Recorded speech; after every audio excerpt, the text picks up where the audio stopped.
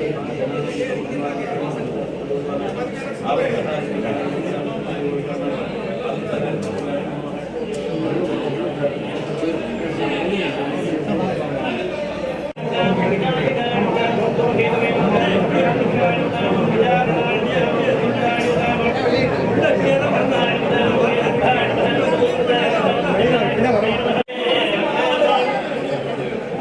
நான் இருக்கிறது டெல்டா மாவட்டம்.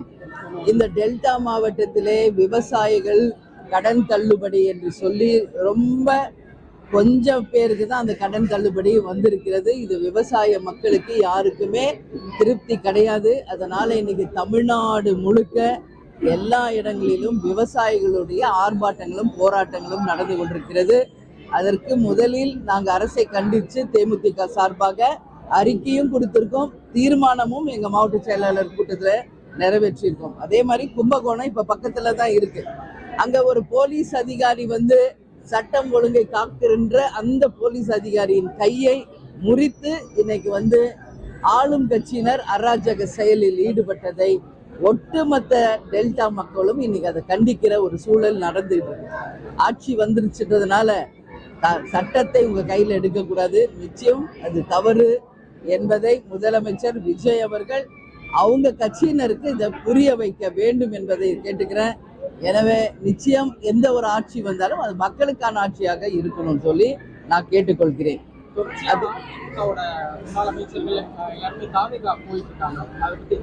அவங்கவுங்க விருப்பம், அது அவங்க உட்கட்சி பிரச்சனை. அது பத்தி எப்பவுமே நான் கருத்து சொல்றது கிடையாது. தேமுதிகவை பொறுத்து எப்பவுமே மக்களை பற்றியும் நாட்டுக்காகவும் எதுவோ அதை பற்றி மட்டும்தான் நம்ம பேசுவோம்.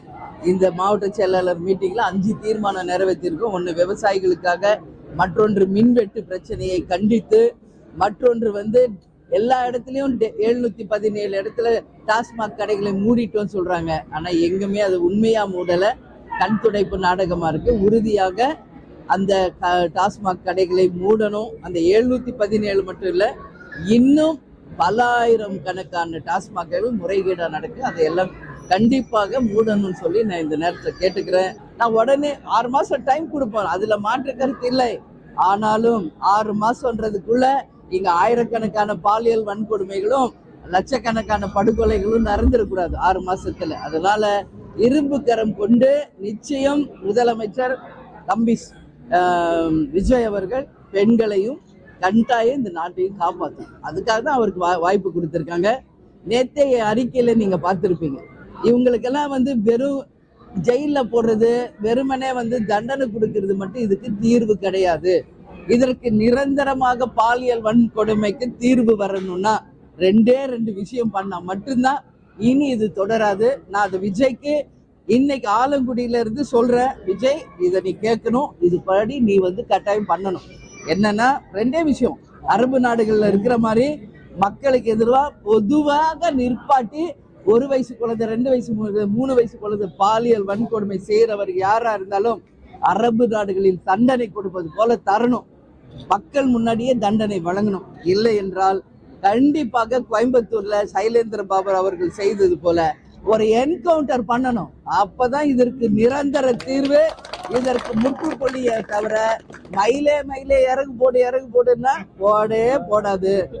அதிரடி நடவடிக்கை எடுத்தால் மட்டுமே இது போன்ற பிரச்சனைகளுக்கு நிரந்தரமா தீர்வு வரும். இது ஒட்டுமொத்த தமிழக தாய்மார்கள் குழந்தைகள் சார்பா இன்னைக்கு நான் இதை பதிய வைக்கிறேங்க. இதாங்க நிஜம். கொதிச்சு போயிருக்காங்க இன்னைக்கு மக்கள். பச்சை பிள்ளைங்களை நீங்க தொடறீங்களா? நீ எல்லாம் மனுஷனா இல்ல மிருகமா என்ற கேள்வியை நான் கேட்கிறேன். மிருகங்களுக்கெல்லாம் வாயில சொன்னா புரியாது. என்கவுண்டர் ஒண்ணுதான் இதற்கு தீர்வு. உறுதியாக விஜய் நீங்க இதை செய்யணும். அரசு சட்டத்துக்கு உட்பட்டு நீங்க இதை செய்யணும்னு நான் கேட்டுக்கிறேன். இதுதான் எங்களுடைய நிலைப்பாடுங்க. மற்றபடி அவங்க இப்படி சொன்னாங்க அப்படி சொன்னாங்க, அதுக்கு நான் பதில் சொல்ல மாட்டேன்.